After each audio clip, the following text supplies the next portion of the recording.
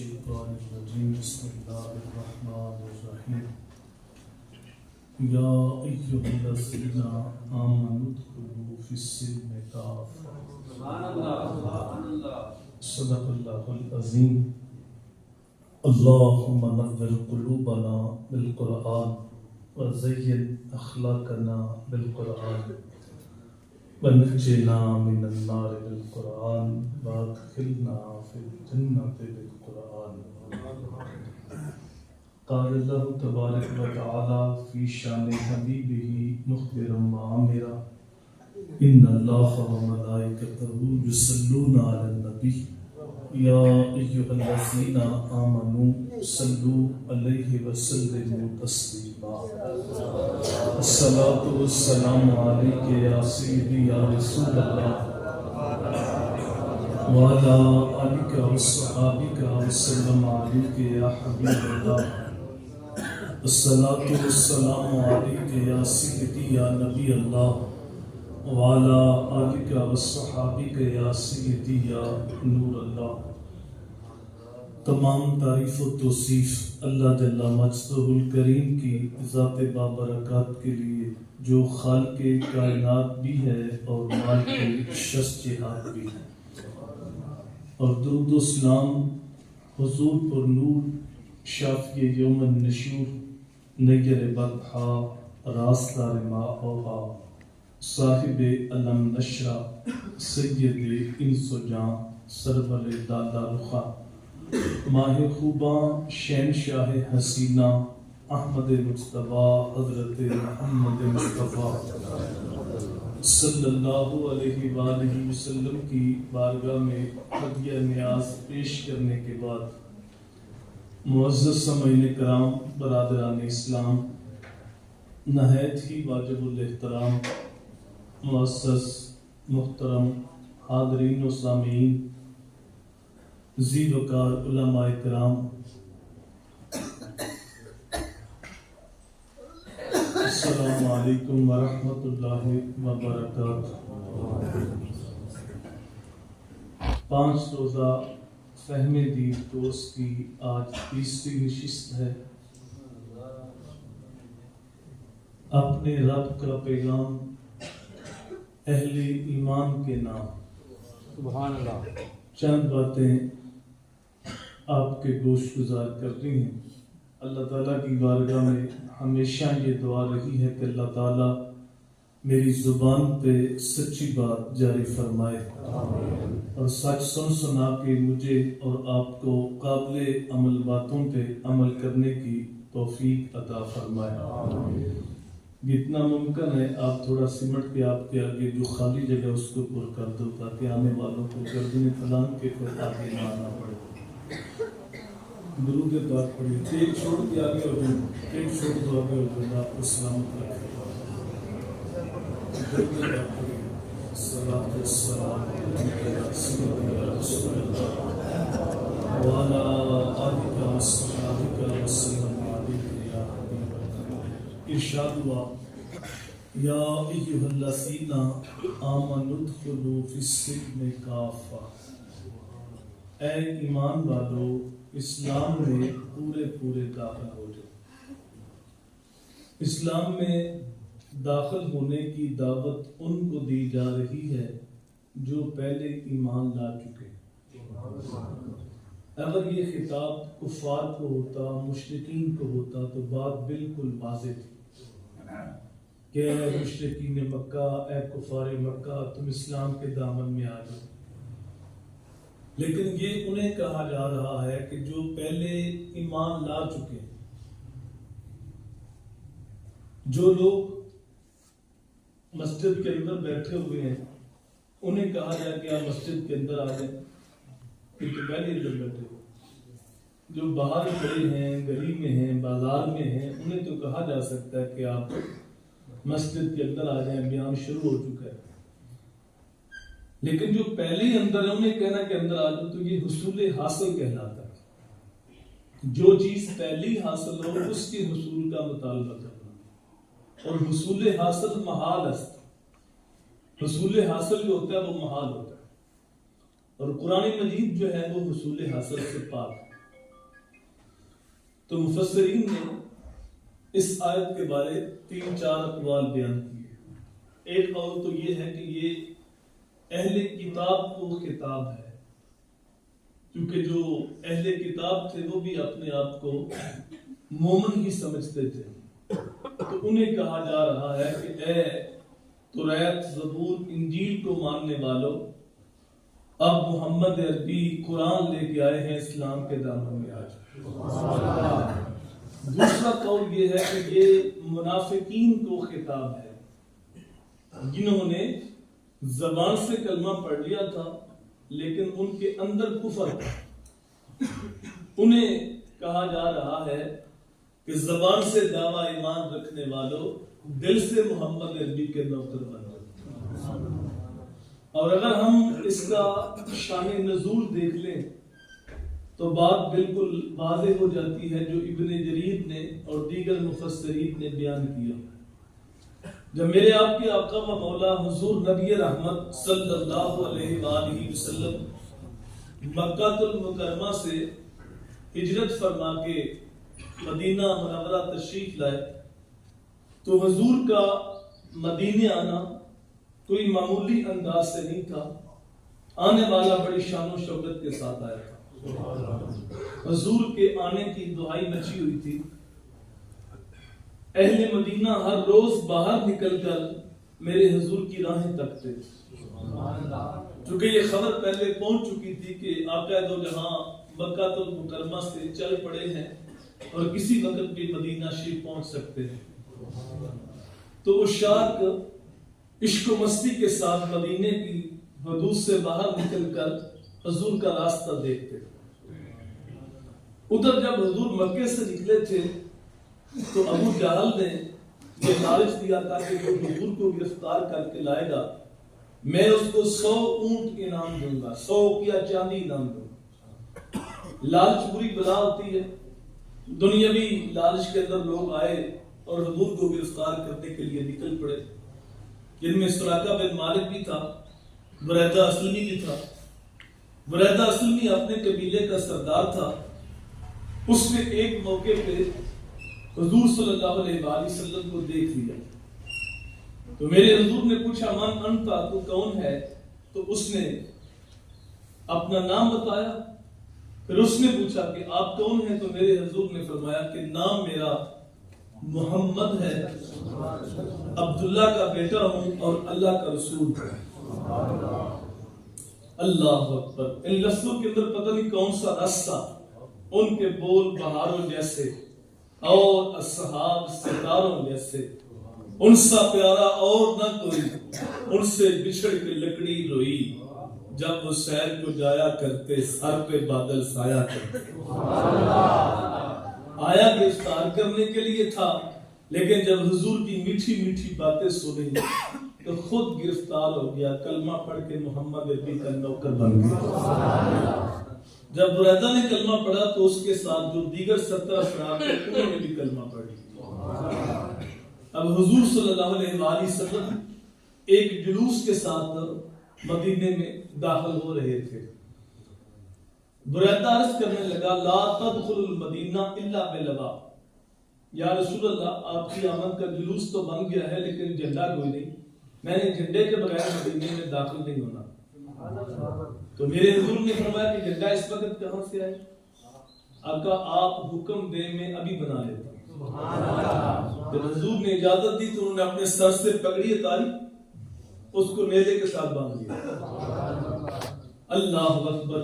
ادھر حضور قصبہ نامی اونٹنی کے اوپر سوار تھے، دائیں بائیں شاخ کا ہجوم تھا، بریدہ نے جھنڈا پکڑا ہوا تھا۔ ادھر اہل مدینہ اپنے معمول کے مطابق ہر روز انتظار کر کے جب سورج بلند ہو جاتا اس کی تپش بڑھ جاتی تو واپس لوٹ رہے تھے۔ تو ایک یہودی کھیتی باڑی کرتا تھا، اس کی نگاہ پڑی کہ حضور صلی اللہ علیہ وآلہ وسلم سنیت الوداع کی جو کالی پہاڑیاں تھی نا وہاں سے اتر رہے تھے، ادھر بھی کالی پہاڑی ادھر بھی کالی پہاڑی اور درمیان میں بدوہا کا چہرہ۔ منظر اتنا حسین تھا جس طرح بادلوں کی اوٹ سے چودھری کا چاند نکلتا ہے۔ جب یہودی کی نگاہ پڑی تو اس نے آواز دی، مسلمانوں جس کا تم ہر روز انتظار کرتے ہو لگتا ہے وہ پیارا آ گیا ہے۔ جب مسلمان پلٹے منظر کو دیکھا تو بے ساختہ ان کی زبانوں پہ یہ اشعار جاری ہوئے، طلع البدر علینا من ثنیۃ الوداع وجب الشکر علینا ما دعا للہ داعی۔ لوگوں وہ دیکھو ثنیۃ الوداع کی کالی پہاڑیوں سے 14ویں کا چاند نکل آیا۔ ہمارے اوپر شکر کرنا واجب ہو گیا ہے، جب تک تو پکارنے والا پکارتا رہے گا ہم شکر کے سجدے کرتے رہیں گے۔ اللہ اکبر۔ اب جب حضور مدینے میں داخل ہو رہے تھے تو ہر صحابی کی عادت ہوتی کہ حضور میرے گھر تشریف لائیں، ہر ایک کی عادت، ہر صحابی نے اپنے اپنے حساب کے مطابق گھر کو سجایا ہوا تھا اور حضور کی آمد کا منتظر تھا۔ اب میرے حضور کس کا دل توڑتے؟ بس اوقات ہم کسی جگہ پہ بیان کرنے کے سلسلے میں جاتے ہیں تو وہاں محبت کرنے والے ایک سے زیادہ ہوتے ہیں، تو ہر ایک کی خواہش ہوتی ہے کہ میرے پاس چائے پیو، میرے پاس کھانا کھاؤ، تو بعض اوقات طلب ہونے کے باوجود معذرت کرنا پڑتی ہے کہ ایک کے پاس گئے دوسرے کا دل ٹوٹے تو پھر کسی کے پاس بتا نہیں جاتا۔ اب حضور کس کا دل توڑتے؟ اب حضور نے اونٹنی کی مہار اونٹنی کی گردن پہ ڈال دی، فرمایا خلوا السبیلہ ناقۃ مامورۃ من اللہ، میری اونٹنی کی راہیں چھوڑ دو، یہ وہاں ٹھہرے گی جہاں خدا کہے گا۔ اب جب صحابہ نے یہ دیکھا کہ بات اونٹنی پہ رک گئی ہے تو انہوں نے چارہ لیا اور چارہ لے کے اونٹنی چارے کرنے لگے کہ شاید یہ چارے کے لالچ میں آ جائے، لیکن وہ اونٹنی بھی مصطفیٰ کی رک گئی تھی، وہ چارے کے لالچ میں آنے والی نہیں تھی۔ اللہ اکبر۔ میرے حضور نے فرمایا خلوا السبیلہ، اس کی راہیں چھوڑ دو، یہ وہاں ٹھہرے گی جہاں خدا کہے گا۔ وہ منظر اتنا حسین تھا، مسلم کے لفظ ہے کہ بچے بوڑھے جوان گلیوں میں پھیلے ہوئے تھے اور زور زور سے نعرے لگا رہے تھے، ینادون، کہتے ہیں زور کی آواز کو، ینادون یا محمد یا رسول اللہ، زور زور سے نعرے لگا رہے تھے، اس گلی میں اس گلی میں۔ کافی جلندری کے اس منظر کو بیان کیا، مسلمانوں کے بچے بچیاں مسرور تھے سارے، گلی کوچے خدا کی حمد سے معمور تھے سارے، نبوت کی سواری جس طرف بھی ہو کے جاتی تھی، درود و نعت کے نغمات کی آواز آتی تھی، کہیں معصوم ننھی بچیاں دہ بجاتی تھی، رسول پاک کی جانب اشارے کر کے گاتی تھی اور کہتی کیا تھی، ہم ہیں بچیاں نجار کے عالی گرانے کی، خوشی ہے آمنہ کے لال کے تشریف لانے کی۔ سارے بولو خوشی ہے آمنہ کے لال کے۔ اللہ اکبر۔ جب اس شان سے میرے نبی مدینے میں داخل ہوئے اور ہر صحابی عرض کرتا ہے حلم علینا، آقا میرے گھر میں آؤ، اور جب حضور گزرے نا قبیلہ بنو نجار کے پاس سے، ان کے لفظ بڑے خوبصورت ہیں، حلم علینا علی اخوالنا، یا رسول اللہ ادھر تو آ جاؤ، یہ تو آپ کے ماموں کے گھر ہے، کیونکہ حضور کے ننیال مدینہ میں لگا تھے، تو ادھر تو آ جاؤ، یہ تو آپ کے اپنے گھر ہے، لیکن حضور فرماتے ہیں خلوا السبیلہ، اس کی راہیں چھوڑ دو۔ پھر ہوا کیا؟ نیمیاں دا پراؤن ہے میرا نبی، کوٹھیاں پہ چڑھے دیکھتے رہ گئے۔ جہاں آج مسجد نبی ہے اس وقت سہل اور سہیل یہ دو یتیم بچوں کی جگہ تھی، اور اہل مدینہ وہاں کھجورے خشک کرتے تھے، چھوارے بناتے تھے، اونٹنی وہاں آگے ٹھہر گئی۔ قریب ترین مکان حضرت ابو ایوب انصاری کا تھا، وہ باغی باغی آئے اور حضور کی بارگاہ میں عرض کیا کہ آپ اونٹنی کو نہ اٹھاؤ، اب تو میرے مقدر جاگ پڑے۔ سامان اٹھایا گھر لے گئے، پھر ان کے چاہ کا جو عالم تھا وہ علامہ رومی سے پوچھیے، امروز شاہ شاہاں مہما شدست مارا، جبریل با ملائک دربار شدست مارا۔ حضرت علامہ رومی کہتے ہیں کہ اس میں حضرت ابو ایوب انصاری چاہ کے ساتھ کہہ رہے تھے، لوگوں دیکھو دیکھو آج شاہوں کا شاہ میرے گھر کا مہمان بنا ہوا ہے اور جبرائیل فرشتوں کو ساتھ لے کے میرے گھر کا پہرا دے رہا۔ اب جب بھی اس شان کے ساتھ حضور مدینے میں داخل ہوئے تو جو بھی حضور کی زیارت کرنے کے لیے آتا، حضور کی میٹھی میٹھی باتیں سنتا تو وہ کلمہ پڑھ کے مسلمان ہو جاتا۔ حضور کے آنے سے قبل مدینے کے اوپر تسلط تھا یہودیوں کا، مذہب کے اوپر بھی، معیشت کے اوپر بھی، سیاست کے اوپر بھی۔ ان کے علماء وہاں بیٹھے ہوئے تھے اور ان کی دکانداری چل رہی تھی، نگرانے مل رہے تھے۔ اب وہ خاصے پریشان ہوئے کہ ہماری دکانداری تو بند ہو، ہم تو مارے گئے، کوئی ایسا لاہ عمل تیار کرو کہ آنے والے کو لاجواب کر دو، پھر ہم یہ دعائی دیں گے کہ نبوت کا دعویٰ ہے اور ہمارے سوالوں کا جواب ہی نہیں آیا۔ جب ان کے وہ تھنک ٹینک مل بیٹھ گئے تو ایک شخص کے اوپر نظریں سب کی رک گئی جو نسبی طور پہ یوسف علیہ السلام کی اولاد سے تھے، علمی خاندان کے ساتھ تعلق تھا، بات کرنے کا ڈب اور سلیقہ جانتے تھے، نام ہے حضرت عبداللہ بن سلام۔ انہیں کہا کہ یار تم جاؤ اور تم جا کے آنے والے کے ساتھ مناظرہ کرو۔ یہ سوال کرنا، اگر اس کا جواب ملا تو پھر یہ اعتراض کرنا، اس کا جواب ملا تو پھر یہ سوال کرنا۔ 100 سوال خانہ ذہن میں لے کے گئے، اور جب وہ گھر سے نکلے تو یہود علماء کے ہاتھ اٹھ گئے، اور ان کے ذہن میں تھا کہ ابھی تھوڑی دیر کے بعد شور مچ جائے گا کہ مسلمانوں کے نبی کو ہمارے سوالوں کا جواب نہیں آیا۔ لیکن تقدیر کچھ اور ہی چاہ رہی تھی۔ سودا لینے کے لیے بازار گئے ہم، ہاتھ اس کے بکے جس کے خریدار گئے ہم۔ جب مجلس نبی پہ پہنچے تو میرے حضور اس وقت صلہ رحمی پہ گفتگو فرما رہے تھے۔ سل من قاطع کا وات من حرام کا، جو تم سے تعلق توڑے تم بڑھ بڑھ کے تعلق جوڑو، جو تمہیں محروم رکھے تم اس کی جوڑیاں بھر دو، جو ظلم کرے تم اس کو معاف کر دو۔ اللہ اکبر۔ یہ آیت منازلہ کرنے کے لیے تھا، لیکن جب حضور کا چہرہ دیکھا، حضور کی میٹھی میٹھی باتیں سنی، اور جو سوالوں کی گٹھری سر پہ اٹھا کے لائے تھے وہ ساری کھل گئی، اور ایک بھی سوال یاد نہ رہا، اور کونے میں لگ کے بیٹھ کے حضور کے چہرے کی زیارت کرنے لگے۔ جب میرے حضور نے گفتگو ختم کی تو آگے بڑھے، حضور نے پوچھا وہ کدھر آئے ہو؟ عرض کیا کہ آپ کا غلام بننے کے لیے آیا ہوں۔ آئے مناظرہ کرنے تھے، کلمہ پڑھ کے مسلمان ہو۔ یہودی اس انتظار میں تھے کہ تھوڑی دیر کے بعد یہ شور مچ جائے گا، مسلمانوں کے نبی کو ہمارے سوالوں کا جواب نہیں آیا، لیکن ان کے کانوں میں یہ خبر پڑی کہ عبداللہ بن سلام بھی سونے کا غلام بن گئے۔ تو وہ بھاگے بھاگے آئے، عبداللہ بن سلام کو کوسنے دینے لگے کہ تیرے اوپر بڑا مان تھا، بڑا ناز تھا، تو نے کچھ سوال ہی نہیں کیا، تو نے ہماری کمر توڑ دی، ہماری ناک آلود کر دی، ہمیں رسوا کر دیا۔ یار کوئی سوال کرتا، کوئی اعتراض کرتا، پھر تو مانتا تو الگ بات تھی۔ ہم سمجھتے ایک محقق آدمی ہے، علمی پیاس بجھ گئی مان لیا، تو نے سوال ہی نہیں کیا۔ یہ بات سمجھ میں نہیں آئی۔ عبداللہ کہتے ہیں یہ بات میری بھی سمجھ نہیں آئی۔ کہا کچھ تو آئی ہوگی، سنیے۔ عبداللہ بن سلام کے لفظ آپ کا دل ٹھنڈا ہوگا۔ عبداللہ بن سلام، جب میں نے سونے کا چہرہ دیکھا ہے، عرفت ان بشر لیس وجہ الکذاب، تو میرے اندر کے مفتی نے فتویٰ دیا کہ ایسا چہرہ کسی جھوٹے کا ہو ہی نہیں سکتا۔ دیکھنے والے کہا کرتے ہیں اللہ اللہ، یاد آتا ہے خدا دیکھ کے صورت پہ۔ جب عبداللہ بن سلام نے کلمہ پڑھا تو ان کے دیگر جو ساتھی تھے ابن یامین اور دیگر لوگ وہ بھی کلمہ پڑھ کے مسلمان ہوئے۔ اب یہودیت سے ایک ٹولی اسلام کے دامن میں آئے۔ اب یہودیوں کے ہاں اونٹ کا گوشت نہیں کھایا جاتا، اونٹنی کا دودھ وہ نہیں پیتے، اور ہفتے کے دن کی وہ تعظیم کرتے۔ اب جہاں انسان نے ایک وقت گزارا ہو تو اس کو چھوڑ کے کسی اور جگہ میں چلا جائے تو کچھ نہ کچھ اس کی عادتیں وہ باقی رہتی۔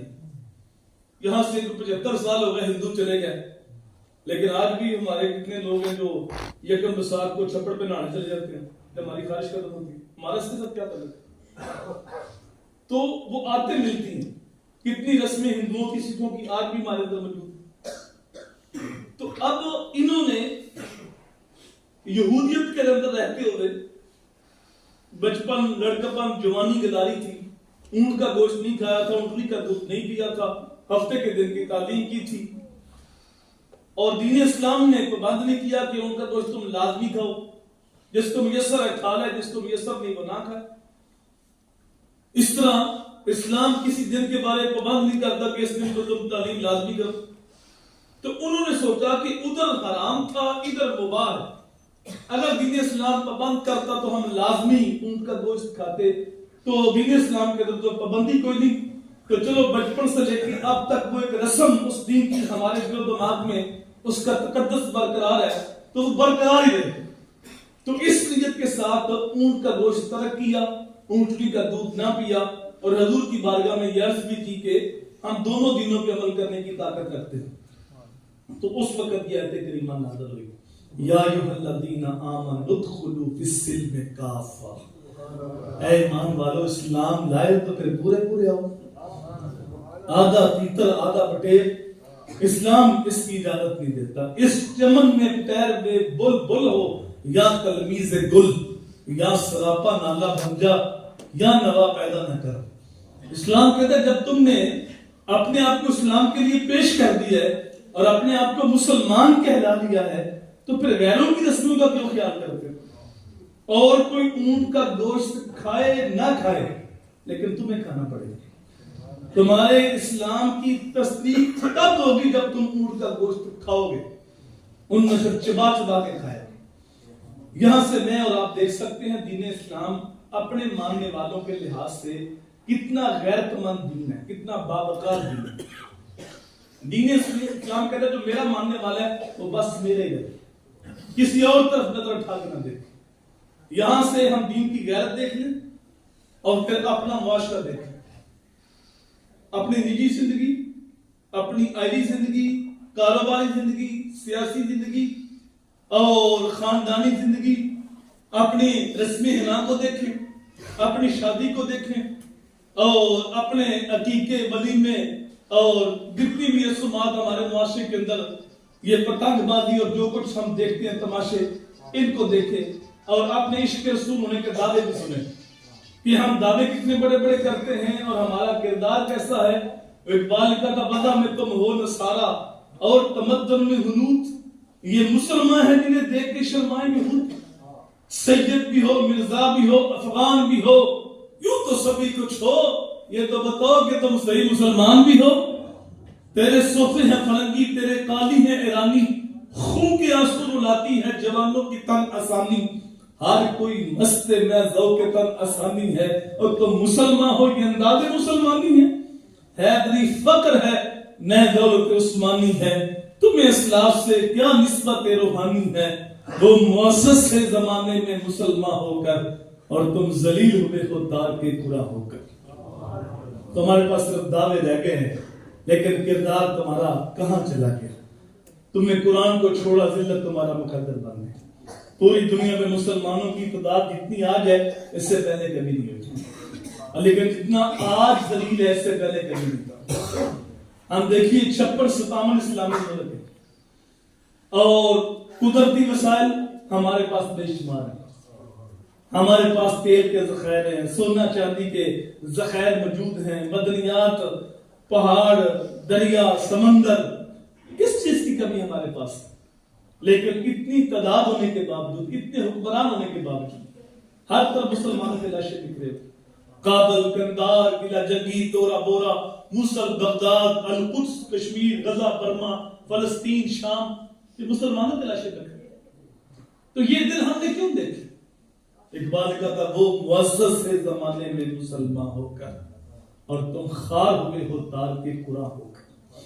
قرآن کا پیغام تھا اسلام لے آئے ہو تو پھر پورے پورے آئے، یا ایھا الذین آمنوا ادخلوا فی السلم کافہ۔ لیکن ہم نے اپنی مرضی کی دین کی شکلیں اپنی اپنا لی، وہاں ہم نے دین کا سہارا لے لیا، جو ہمارا نفس چاہتا ہے تو وہاں دین کی بات کرتے کہ دین اسلام کے اندر ہے، اور جہاں ہمارا نفس مطمئن نہیں ہوتا پھر ہم کسی اور سمت دیکھنا شروع کر دیتے ہیں۔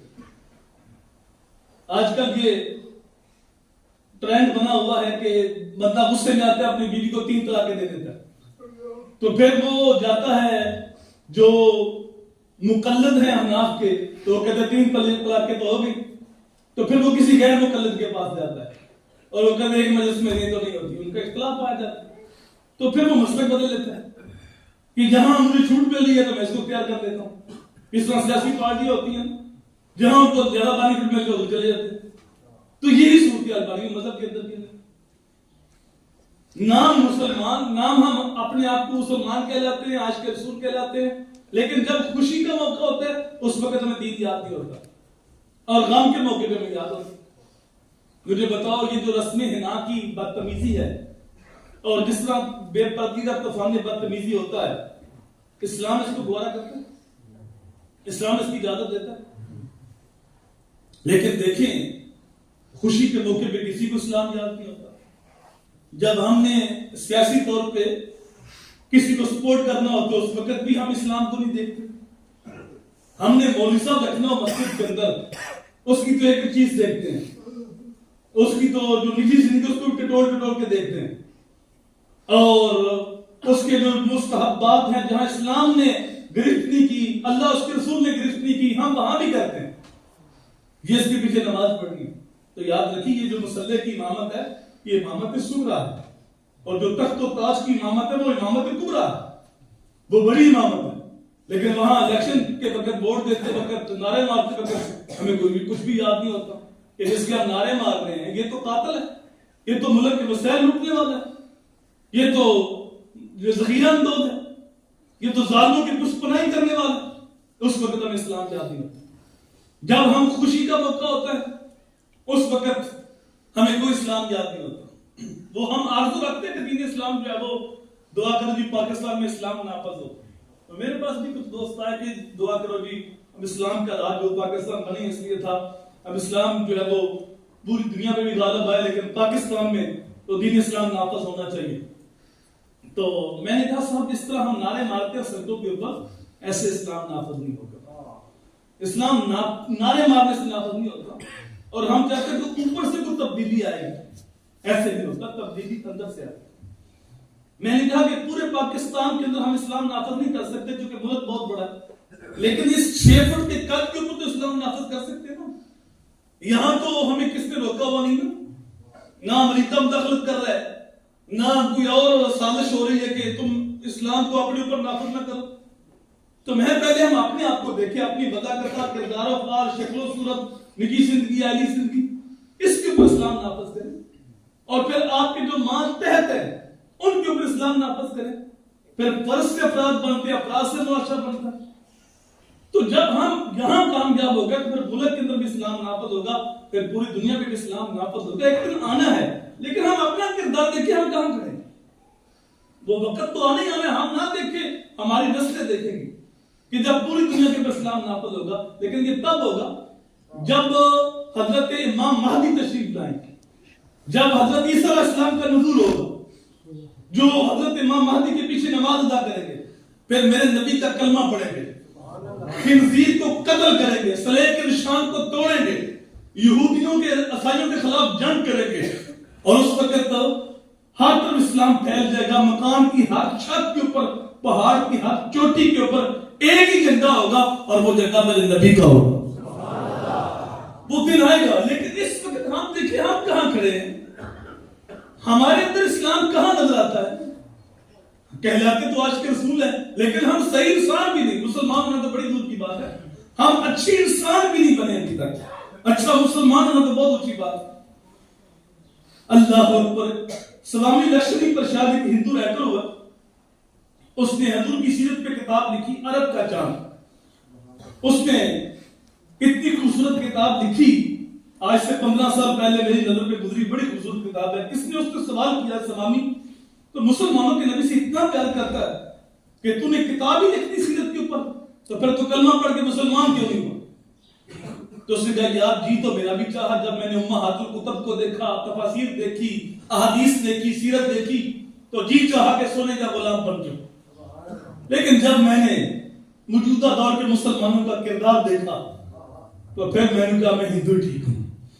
ہمارا کردار تو ان کے راستے میں رکاوٹ بنا ہوا ہے. جب میں کہتا ہوں الہی میرا اعمال دیکھ، حکم ہوتا ہے اپنا نامہ اعمال دیکھ. ہمارے ایک ملنے والے ننکانہ گئے، وہاں کو گردوارہ ہے سکھوں کا، تو وہ کہتے ہیں میں آیا تو تھا تو میں کہا دیکھتا ہوں یہاں یہ کیا کرتے ہیں. تو کہتا ہے میں جب اس کے اندر داخل ہوا تو جوتا اتار کے ایک سمت رکھنے کے لیے جگہ تلاش کرنے لگا. جوتا ہاتھ میں پکڑا ہوا تھا تو میں جگہ ڈھونڈ رہا تھا تو ایک نوجوان سکھ میری طرف بڑھا اور اس نے شرارت کے انداز میں کہا صاحب جوتے کو رہنے دو، یہ گردوارہ ہے، مسلمانوں کی مسجد تو نہیں ہے. کتنا بڑا تماچا اس نے ہمارے منہ پہ مارا. عقل نہ ہو تو موجہ ہی موجہ، اور عقل ہو تو پھر سوچے ہی سوچے. اگر ہم نہ سوچے تو نہ سوچے، اور اگر ہم سوچ لیں تو کتنا بڑا تماچا اس نے ہمارے منہ پہ مارا ہے کہ ہم مسجد کے اندر نماز پڑھنے کے لیے آتے ہیں تو ہمارے جوتے محفوظ نہیں ہوتے. اور ہیں ہم آج کے رسول. جس قوم کی لیٹرینوں کے گندے لوٹے بھی سنگیوں سے بندے ہوئے ہوں وہ قوم کیسے ترقی کر سکتی ہے؟ جو قوم اخلاقی طور پہ اس حد تک گر چکی ہو کہ اگر کوئی گرمیوں کے اندر واٹر کولر بھی نصب کرتا ہے سڑک کے اوپر تو جو گلاس ہیں ان کے ساتھ سنگلیاں باندھتا ہے، زنجیریں باندھتا ہے، چونکہ ہم اتنے چور ہیں کہ وہ گلاس بھی کھا کے لے جائیں۔ تو جو اس حد تک گر چکے ہوں تو مجھے بتاؤ کہ وہ قوم کیسے ترقی کر سکتی ہے؟ جب میں کہتا ہوں الہی میرے احوال دے، حکم ہوتا ہے اپنا نام احوال دے۔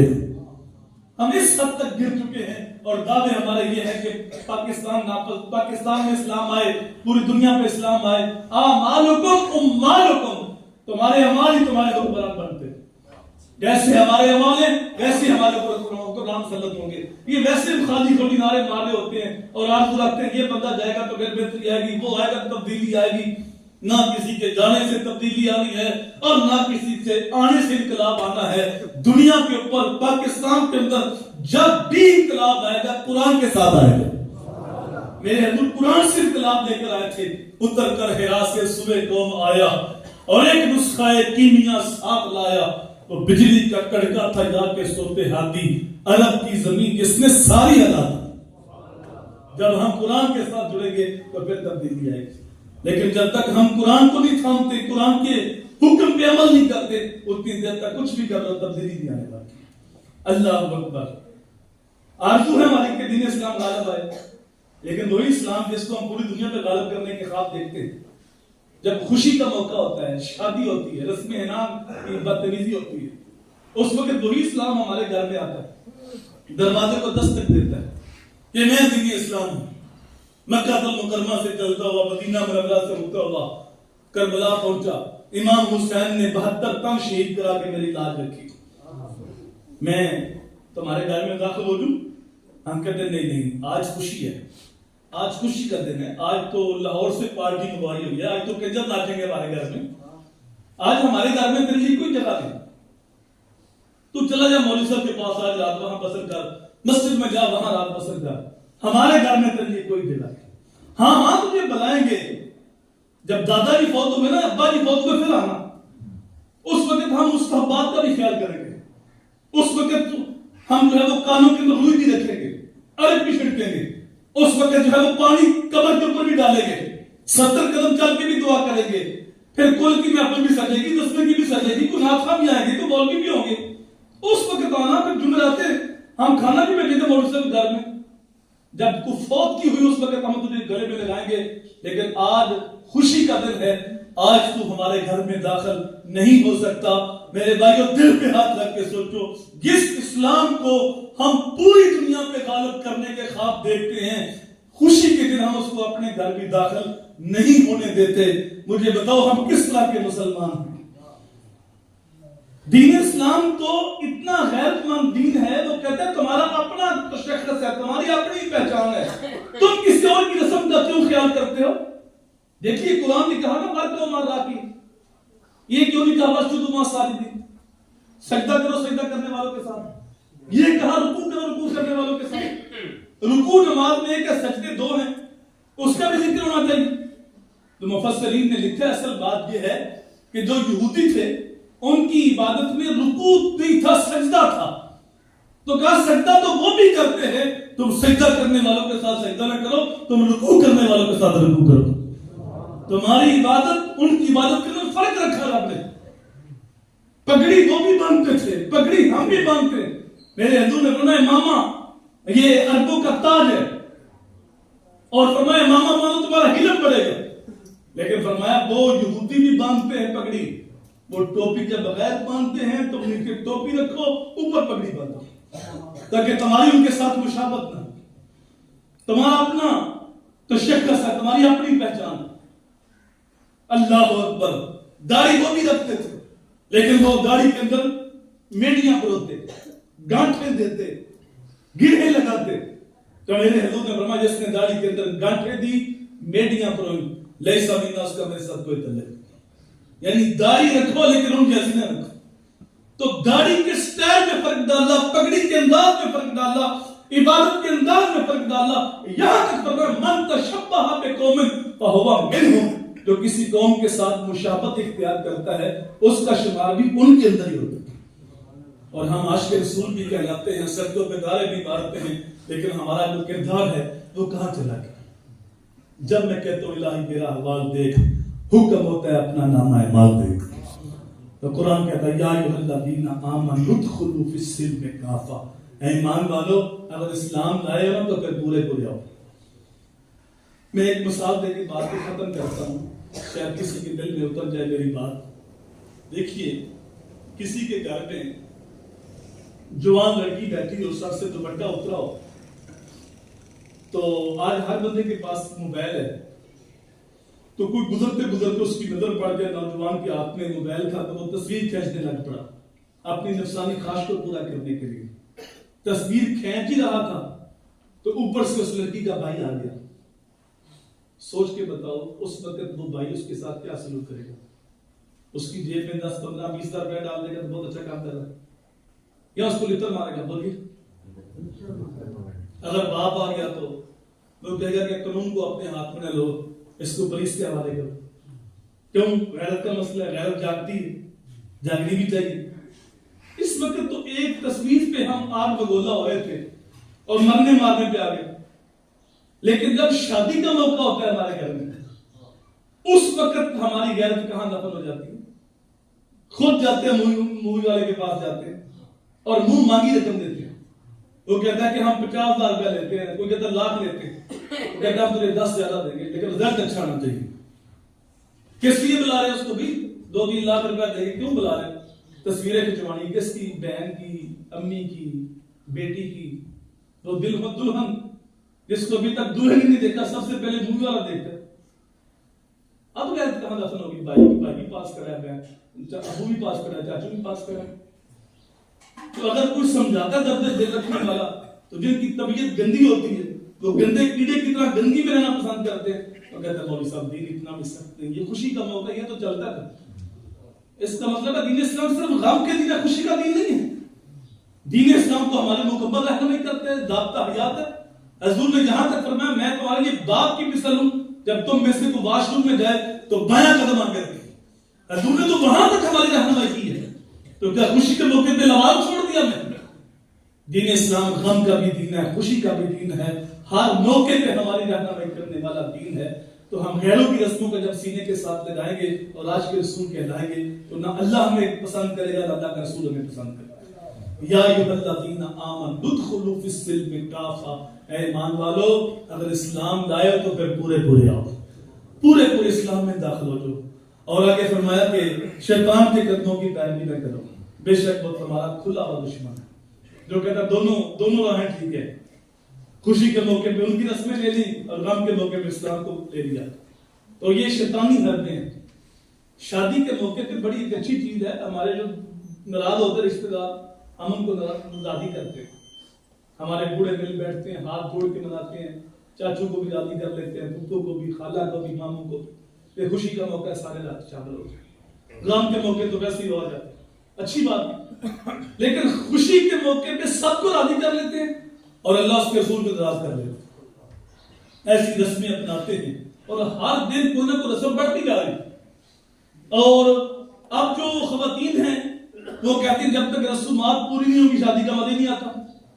اب بوڑھے جوان بچے بچیاں وہ بوڑھے ہو رہے ہیں, ہم رسومات پوری کرنے کے چکر میں پیسے اکٹھے کر رہے ہیں. ہمارے پاس اتنے پیسے ہو تو رسومات پوری ہوں, اور پھر وہ پیسے نہیں اکٹھے ہوتے تو پھر ہم قرضہ اٹھاتے ہیں.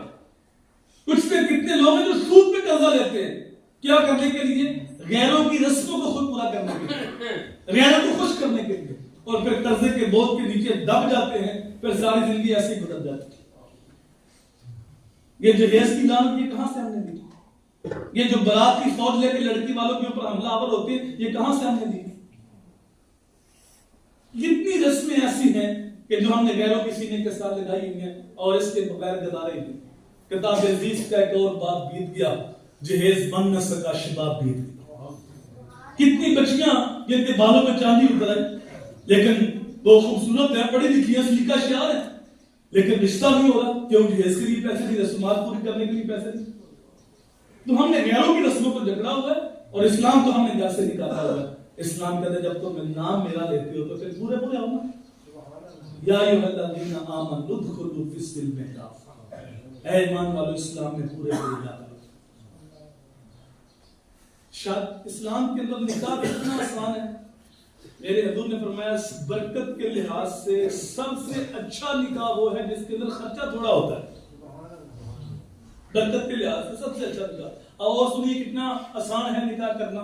مجلس رسول لگی ہوئی تھی، ایک خاتون آ گئی، آگے عرض کرتی یا رسول اللہ مجھے آپ نکاح میں لے لیں، میں سب نکاح کر لوں. صحابہ بیٹھے ہوئے، حضور نے ایک نظر اس پر دیکھا، نگاہیں جھکا دی. یہ پہلے یہ بات یاد رکھ لیجیے گا کہ پوری دنیا کی روز کتب ابدال مل کر بھی اس عورت کی عظمت کو نہیں چھو سکتے کیونکہ وہ صحابیہ ہے. کون ہے؟ صحابی کو ہوتا ہے جس نے حالت مانگے میرے نبی کے چہرے کی زیارت کی. وہ صحابیہ تھے. تو حضور نے نگاہیں نکال دی. وہیں اسی مجلس میں ایک صحابی بیٹھے تھے، کھڑے ہو گئے، یا رسول اللہ آپ کو نکاح کرنے کی ضرورت نہیں ہے تو میرا اس کے ساتھ نکاح کرا.